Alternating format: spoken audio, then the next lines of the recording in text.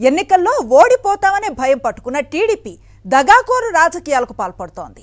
చంద్రబాబు సుపుత్రుడు లోకేష్ సారథ్యంలో పచ్చ మీడియా సహకారంతో వెగటు రాతలే కాదు సోషల్ మీడియాలో తప్పుడు వీడియోలను కూడా వైరల్ చేస్తోంది.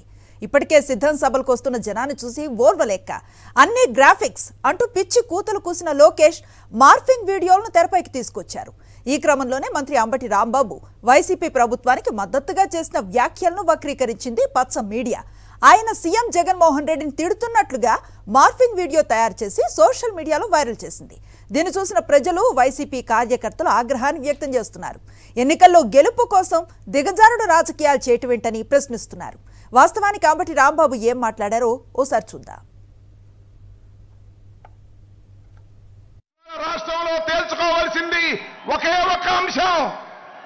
ఈ రాష్ట్రానికి ముఖ్యమంత్రిగా తిరిగి జగన్మోహన్ రెడ్డి గారు కావాలా, లేక 14 సంవత్సరాలు ముఖ్యమంత్రిగా చేసి ఈ ఆంధ్ర ప్రజానీకాన్ని మోసం చేసినటువంటి చంద్రబాబు నాయుడు కావాలా తేల్చుకోవాల్సినటువంటి సమయం ఆసన్నమైందని మనవి చేస్తున్నా.